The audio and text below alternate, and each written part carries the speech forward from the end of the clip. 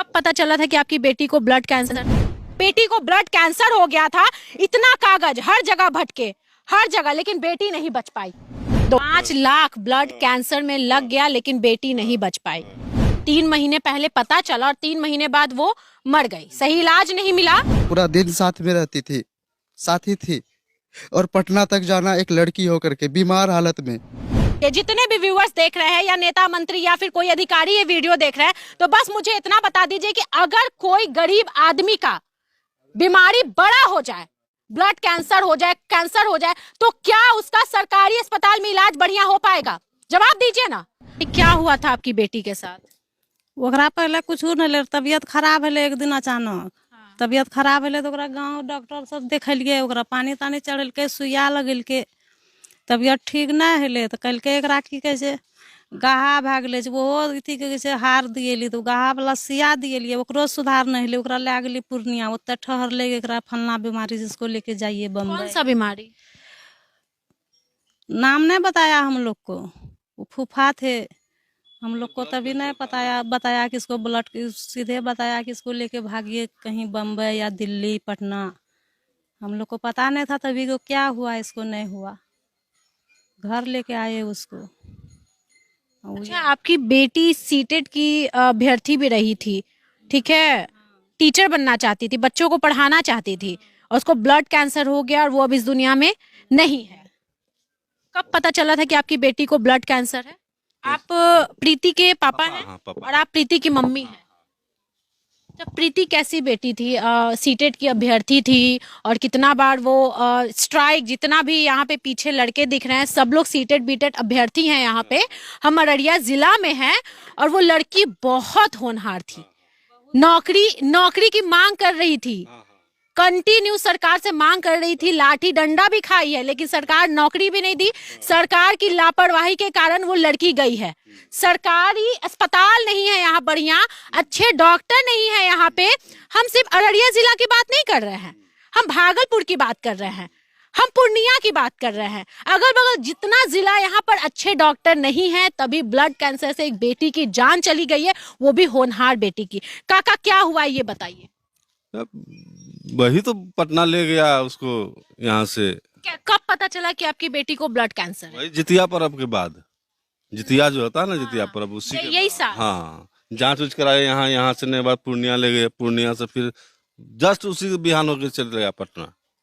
हाँ, पटना में कौन हॉस्पिटल में इलाज चल रहा है? Mahavir hospital, Mahavir cancer hospital जो है। Cancer hospital. तो कागज पत्र मेरा पूरा है, देखिए। अच्छा, तो वहाँ पे डॉक्टर क्या बोले? रुकिए दिखाते हैं। कागज नहीं दिखाइए काका, पहले बताइए डॉक्टर क्या बोले। डॉक्टर से बोला कि जांच किया, जांच करने के बाद उसको फिर बोला कि लड़की है, ऐसा ऐसा कीजिए तो इसमें केमो तेमो चढ़ेगा, बाल ताल उड़ जाएगा। वही वजह से आयुर्वेदिक चलाने लगे उसको। आयुर्वेदिक 15-20 दिन खाया, अच्छा हो गया। आयुर्वेदिक कहाँ से चल रहा था? हरियाणा से। हरियाणा फिर गए लेके बेटी? हरियाणा लगे लेके। मतलब एक गांव के सिंपल व्यक्ति क्या करते हैं? पैसा वैसा कहाँ से आता है? मतलब खेती करते हैं या क्या करते हैं? खेती करते हैं। कितना कमा लेते हैं काका? अरे कितना कमाते हैं, खेती में कौन तार है, और कर्जा उर्जा लिए गए, खराकाए इलाज के लिए। फिर आप हरियाणा गए बेटी को? हाँ हाँ हाँ। अरे जब जरूरी पड़ता है तो अपने सब व्यवस्था हो जाता है। अरे कर्जे लिए तो किसको बताएंगे कितना कर्जा लिए, आप दीजिए, देने वाला है कोई? सरकार की तरफ से कोई यहाँ पे मदद नहीं मिली, कोई अस्पताल की सुविधा नहीं मिली, कुछ नहीं मिला? कुछ नहीं, कुछ नहीं, कुछ बेटी नहीं। चली गई। हाँ हाँ, बेटी चली गई। जिम्मेवार किसको मानते हैं? अब क्या जिम्मेदार किसको कहें, सरकार का तो ऐसा व्यवस्था है कि क्या बोले। अंदर से तो बहुत दुखी होंगे बहुत काका। बहुत दुखी है। कितना उम्र हुआ था आपकी बेटी का? 22 साल थी। मात्र 22? हाँ, मात्र 22 साल। 22 साल की बेटी, बताइए कितना सपना रहता है बेटी को लेकर के एक माता पिता का।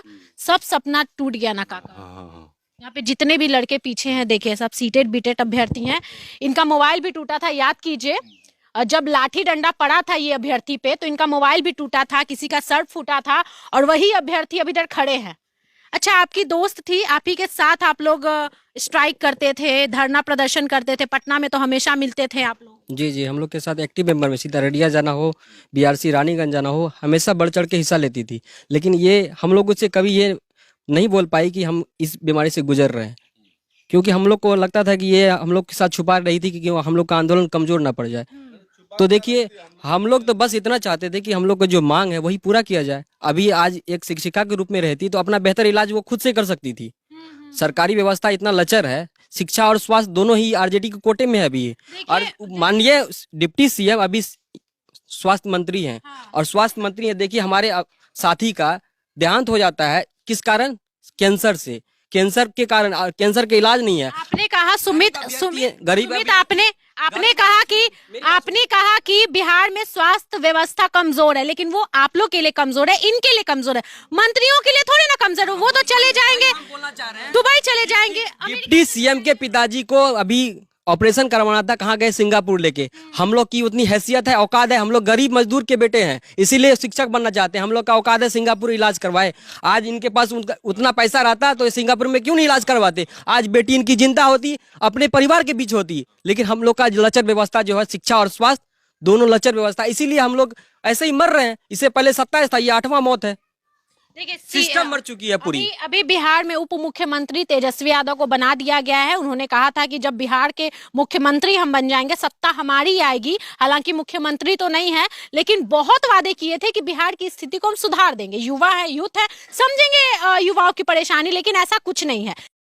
तेजस्वी यादव रात में जाते हैं पीएमसीएच, तेजस्वी यादव जाते हैं सरकारी अस्पताल में, रात में भ्रमण करते हैं, चुपके से जो डॉक्टर है उसको पकड़ते हैं कि भैया तुम टाइम पे क्यों नहीं आए, तुम समय पे इलाज क्यों नहीं कर रहे। ये सिर्फ और सिर्फ पब्लिसिटी है, पब्लिसिटी के अलावा यहाँ पे कुछ नहीं है। अगर पब्लिसिटी नहीं होता ना तो एक बार पटना से चलकर अररिया आते, पूर्णिया जाते, भागलपुर जाते कि यहाँ पे सरकारी व्यवस्था क्या है, सरकारी अस्पताल की व्यवस्था क्या है, शिक्षा की व्यवस्था क्या है। बिहार से पटना में सीमित नहीं रह गया है, या पटना के अलावा बिहार में बहुत सारी चीजें हैं और बहुत जिला है। एक बार घूम के देखिए तेजस्वी यादव। अगर नहीं समझ आ रहा है तो एक बार हमसे संपर्क कीजिए, हम बताएंगे कि बिहार में पटना के अलावा और कहां कहां परेशानी है। आप लोग साथ में हमेशा धरना देते थे, आप लोग जॉब की मांग करते थे, हमेशा खड़े रहते थे। क्या हुआ था? परेशानी तो नहीं समझ पाए उस लड़की का, क्यों नहीं बता पाई वो? देखिए सबसे बड़ी यहाँ पर नाकामी जो है वर्तमान में शिक्षा विभाग की अगर देखी जाए तो वो तो हम लोगों के साथ ही रह चुकी है। उनके मन में बस एक ही आस था कि एक दिन के लिए भी कम से कम हम सरकारी विद्यालय में जा करके सरकार के लिए, इस देश के लिए एक दिन के लिए भी काम कर पाए, क्योंकि हम लोगों के बीच बैठा करती थी। जब हम लोग समाहरणालय अररिया में बैठते थे ना तो पूरा पूरा दिन साथ में रहती थी, साथी थी। और पटना तक जाना एक लड़की होकर के, बीमार हालत में, ब्लड कैंसर समझ सकते हैं आप। लेकिन उसके वो हालांकि बीमारी का पता कुछ समय बाद चला, लेकिन उसको अंदर से परेशानी तो पहले से रही होगी ना। हाँ, 2 महीना 3 महीना पहले पता चला परिवार वालों को भी, गांव वाले को भी, उनके रिश्तेदार में कि उनको बीमारी कुछ गहरा है। लेकिन वो बीमार जब रहा करती तो उसके दरमियान में भी वो समाहरणालय अररिया मीटिंग में जाना हो, सीओ के पास जाना हो, या पटना गर्दनी बाग जाना हो, वहां जाया करती थी। ये घर से इनके पापा या भैया वो जाते थे साथ में लेकर के इनको। बस प्रीति चाहती थी कि बस कम से कम वो 1 महीने के लिए भी अगर अपना योगदान स्कूल में दे पाती ना तो शायद होता है ना आत्मसंतुष्टि उसको प्राप्त हो जाती। और आज की शिक्षा यानी कि प्रीति के आत्मा को शांति नहीं मिलेगी। उसका सपना था कि सरकारी स्कूल में एक दिन के लिए भी हम पढ़ा दें। वो एक चीज देखिए मैम, वो घर पे रह के अपना पढ़ाई करना, और एक सीएसपी चलाती थी बैंक, वो चलाती थी, और छोटे बच्चों को भी पढ़ाया करती थी साइड से। घर का देख रेख उनकी जिम्मेवारी था, और आज वो नहीं है। ये सरकार क्या कह रही है और हमारे जो केंद्र में बैठे क्या कह रही है कि ये भारत को विश्व गुरु बनाने के लिए अब बात कर रही है। भारत की विश्व गुरु ऐसे बनेगा भारत विश्व गुरु? जो बिहार अखंड भारत में ज्ञान का केंद्र हुआ करता था, नालंदा विश्वविद्यालय यहाँ पर, और ना जाने कितने यहाँ पर ज्ञानी लोग उत्पन्न हुए, और आज उन सभी के जाने, ये भारत तो टूट ही चुका, अखंड भारत तो रहा नहीं। और आज ये शिक्षा व्यवस्था बिहार की जो कि पूरा भारत का ज्ञान का केंद्र हुआ करता था, आज उनको ब्लड कैंसर हो चुका है। बताइए, प्रीति को ब्लड कैंसर था, 3 महीने पहले पता चला और 3 महीने बाद वो मर गई, सही इलाज नहीं मिला। और बहुत शर्म आती है हमें कि इस बिहार में नेता और मंत्री सिर्फ और सिर्फ अपने सत्ता के लिए लड़ते हैं, कभी शिक्षा व्यवस्था के लिए नहीं लड़े। चाहे विपक्ष भी हो, क्या करते हैं? ना सरकारी अस्पताल में ये देखते हैं कि क्या सुविधा है। जरा आप ही बता दीजिए, जितने भी व्यूअर्स देख रहे हैं या नेता मंत्री या फिर कोई अधिकारी ये वीडियो देख रहे हैं, तो बस मुझे इतना बता दीजिए कि अगर कोई गरीब आदमी का बीमारी बड़ा हो जाए, ब्लड कैंसर हो जाए, कैंसर हो जाए, तो क्या उसका सरकारी अस्पताल में इलाज बढ़िया हो पाएगा? जवाब दीजिए ना। आप लोग के घर में अगर कोई भी बीमार पड़ेगा, नेता मंत्री या अमीर आदमी के घर में कोई भी बीमार पड़ेगा, तो वो लोग तुरंत दिल्ली जाएंगे, मुंबई जाएंगे, दुबई जाएंगे, अमेरिका जाएंगे, सिंगापुर जाएंगे। जैसे तेजस्वी यादव लालू यादव को लेकर के सिंगापुर गए, वहां जाएंगे। लेकिन गरीब आदमी के पास ना उतना पैसा है, ना कोई सुविधा है। पटना में से भ्रमण करने से पटना तक सीमित नहीं रह जाएगा बिहार। आपको बिहार से बाहर, पटना से बाहर भी जा करके देखना पड़ेगा कि बिहार में कितनी परेशानी है, कितनी ज्यादा परेशानी। या ये गांव के सब लोग हैं, इकट्ठे लोग हैं, इन लोगों को भी डर लगता होगा कि मैं कहीं बीमार ना पड़ जाऊं। ये बच्चे को डर लगता होगा कि हमारा फ्यूचर, हमारा भविष्य क्या होगा। अगर मैं पूछूं ना तो स्कूल में पढ़ाई होता है, बोल देगा नहीं। इधर आओ तो बेटा, क्या नाम है आपका? सोनू कुमार। अच्छा एक बात बताओ, स्कूल जाते हो? हाँ। कौन से स्कूल में पढ़ते हो? सरकारी। सरकारी। बताओ, सरकारी स्कूल में अच्छे से टीचर पढ़ाते हैं? नहीं। नहीं पढ़ाते हैं। चलिए, यही जवाब हर बच्चे देंगे। क्या सरकारी स्कूल में पढ़ाई होती है? तो नहीं होती है मैडम। सरकारी स्कूल में पढ़ाई कहाँ होती है? क्योंकि हम भी जाते हैं, हम घूमते हैं, हमको पता है ना कि सरकारी स्कूल में कितना अच्छा पढ़ाई होता है। यहाँ पे अगर बूढ़े काका से पूछेंगे, काका कितना साल हो गया है? बहरा काका कितना उम्र हो गया है? हमारा 55 हुआ है। 55 साल। तबीयत ठीक रहता है? कोई दिक्कत तो नहीं है? अभी तो ठीक है, जब वही ज्यादा बीमारी आने के बाद तो तब दिक्कत न हो जाता है ना। गरीब काका, डर लगता है कि बीमार पड़ जाएंगे तो कहाँ इलाज करवाने जाएंगे? डर नहीं लगेगा, डर तो काफी लग रहा है ना। ऐसा सुविधा हो तब तो, सुविधा है नहीं। एक बेटी आपके गांव की चली गई है, तो ये दुख है ना, काफी दुख हो रहे हैं ना हम लोग को, यही इलाज नहीं होने के कारण। अच्छा एक चीज मुझे बताइए, अच्छा आप लोग पढ़े लिखे हैं, आप लोग को जानकारी तो बहुत होगी। हालांकि काका लोग कम पढ़े लिखे हैं, तो इन लोग को उतनी जानकारी नहीं रहती है। आपको पता है कि हमारे देश में टैक्स कितना लिया जाता है? मतलब अस्पताल के नाम पे, अस्पताल की सुविधा के नाम पे कितना ज्यादा टैक्स लिया जाता है, आप तो जानते होंगे। लेकिन क्या उस तरह की सुविधा दी जाती है? कभी नहीं। यहाँ जो है ना, गरीब पब्लिक को जो मतलब 35% शायद टैक्स लिया, 35 टैक्स लिया जाता है। देखिए हम लोग के यहाँ सरकारी व्यवस्था जो बताते हैं, सरकारी हॉस्पिटल की व्यवस्था है, सर्दी बुखार जुकाम बस इसका ही इलाज होता है। अगर आपको ज्यादा क्रिटिकल है किसी बीमारी में, तो आपको सरकारी व्यवस्था में ये सीधे फॉरवर्ड कर जाएगा, ट्रांसफर। आप जाइए दिल्ली जाइए, कोलकाता जाइए, लंदन जाइए, जहाँ जाना जाइए, लेकिन सरकारी व्यवस्था में रहिएगा तो मर जाइएगा आप। तो अपने पैसे से आप जहाँ इलाज कराइए, स्वच्छता से करवाइए। लेकिन हमारे डिप्टी सीएम बोलेंगे शिक्षा और स्वास्थ्य, यही बोलते हैं, शिक्षा और स्वास्थ्य पे ज्यादा। हम लोग जब अपना हक अररिया जिला से मांगने जाते हैं पटना में, तो एक है शक्ति यादव आरजेडी के प्रवक्ता, वो बोल देते हैं कि ये बीजेपी के एजेंट है। तो देख लीजिए, बीजेपी के एजेंट है, देख लीजिए सर्टिफिकेट सीटेड का है, देख लीजिए। अगर आप अपना हक मांगने हम अररिया जिला से पटना पहुंचते हैं, तो ये हम एजेंट हो जाते हैं बीजेपी के।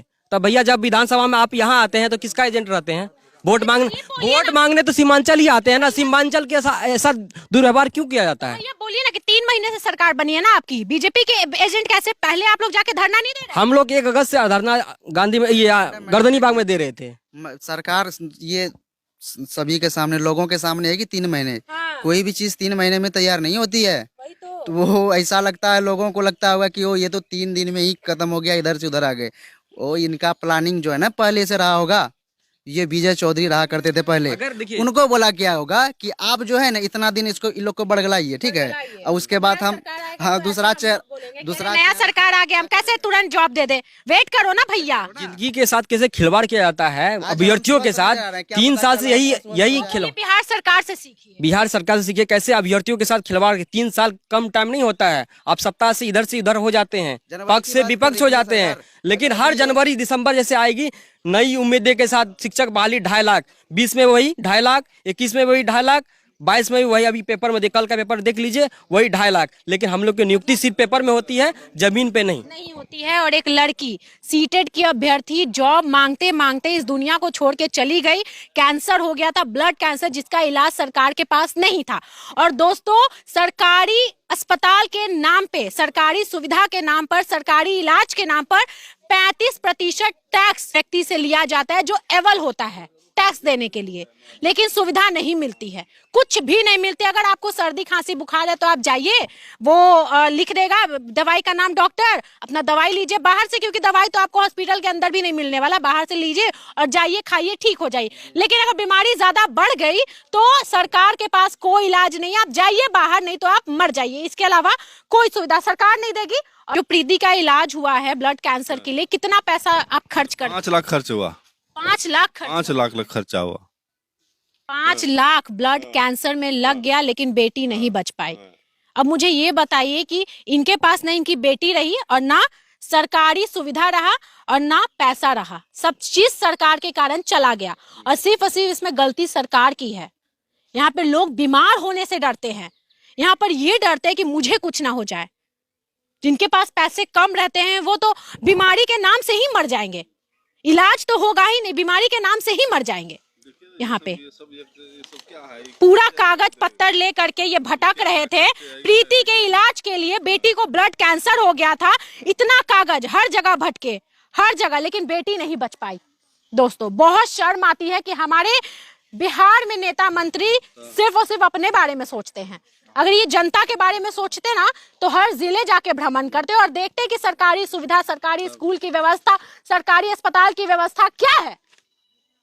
नहीं समझ पाते हैं ये लोग, बस सत्ता के लिए लड़ते हैं, सिर्फ और सिर्फ सत्ता के लिए लड़ते हैं। सत्ता मेरी हो जाएगी, हम सब ठीक कर देंगे। ये हरिद्वार का है सर, ये हरिद्वार तक काका चले गए। गरीब अररिया बेटी की जान बचाने के लिए हर संभव प्रयास किया। जितना आदमी का पास पैसा नहीं होता, औकात नहीं होता, उससे ज्यादा चढ़ के वो सोच लिया कि हमको बेटी को बचाना है।